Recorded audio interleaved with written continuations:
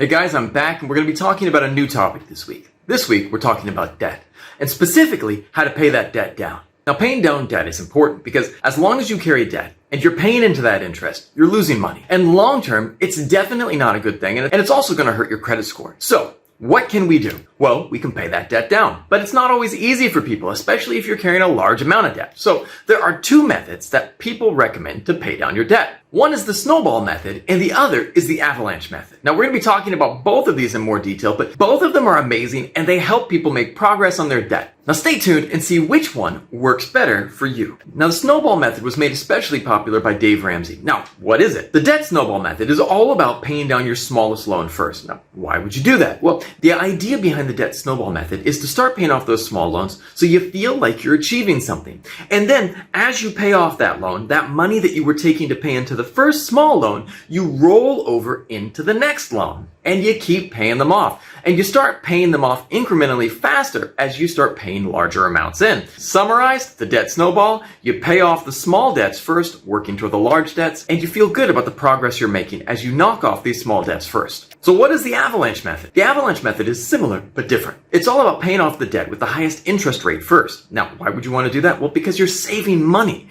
As you pay off those debts with the higher interest rate, you're going to be then moving toward debt with lower interest rate, which is going to be charging you less. You're going to be actually paying off what you owe versus what you owe plus interest. Now, why would you want to do this? Because again, it saves you money. What's challenging about this versus the snowball method is that you don't always feel like you're making as much progress because maybe your larger debt is the one that has the highest interest. Now, as you pay off the debt that has the highest interest, you again do the same thing and roll that payment over into the other debt and start paying them off one at a time from highest interest to lowest interest. Again, this method will save you money, but doesn't always give you the same feeling of reward as you would get with the debt snowball method. Now, which is better? Well, actually, both of them have their positives and negatives. The positive of the debt snowball is that you feel like you're making more progress. As you start lining those debts up and start knocking them out from smallest to largest, you start feeling like you're making progress. So it becomes a little bit easier to keep up with those payments and to keep up your motivation to stay on this budget and to keep paying down your debt. But that will cost you a little bit more money versus the Avalanche method, where when you start paying down the higher interest debt first and start knocking it off down to lower interest, you're actually going to be saving yourself money in the long run. But you might not feel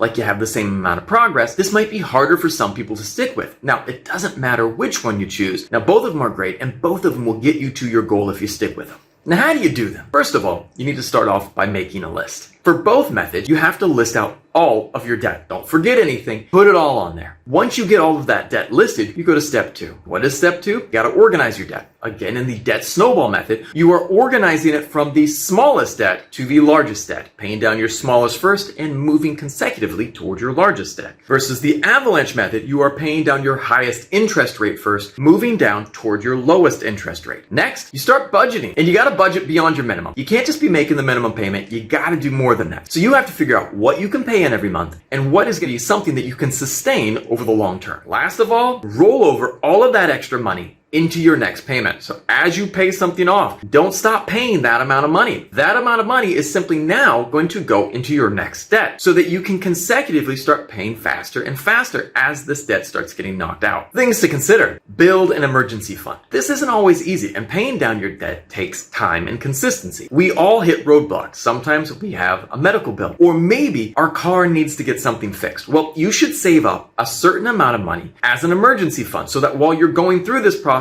you're not tempted to start using those cards again. Because if you do that, you're going to get right back to where you were at. So, one of the really important things is to save up a certain amount of money in an emergency fund. Dave Ramsey recommends at least $1,000 to start. And then after you have that $1,000, you can continue making payments towards your cards. But again, if you don't have that emergency fund and you get hit with a challenge, you're going to start tapping into your credit. And that again puts you back to where you were at. So, set up an emergency fund to keep you on track and help you make progress toward your goal. One of the most important things, create a budget and know where your money's going. Now, I'm really bad at this, but that's why why I'm making this channel, so that I can get better at these things and share my journey and my progress with everyone else. Now, a lot of us have the out of sight, out of mind approach to our money, and that's not good with money, and it doesn't really work. Just because you don't see where it's going doesn't mean that it's not flowing somewhere. And at the end of the month, you're gonna go, wow, where did all my money go? And you won't know because you didn't keep track of it. So you need to find out where every last penny is going and keep track and start maintaining a budget. Now, once you start seeing where your money's going, it will enable you to start making better choices with your money and not waste money on things that you might not need to be spending it on. Now, this isn't easy, but I as well am going to be going through this process and tackling my debt, and I hope you guys will too. I hope this was informative, and definitely stay tuned for more videos. If there's anything that you want to see me talk about or topics that you would like to see me dive into, please leave messages in the comments so that we can explore these things together. I'll see you guys next time.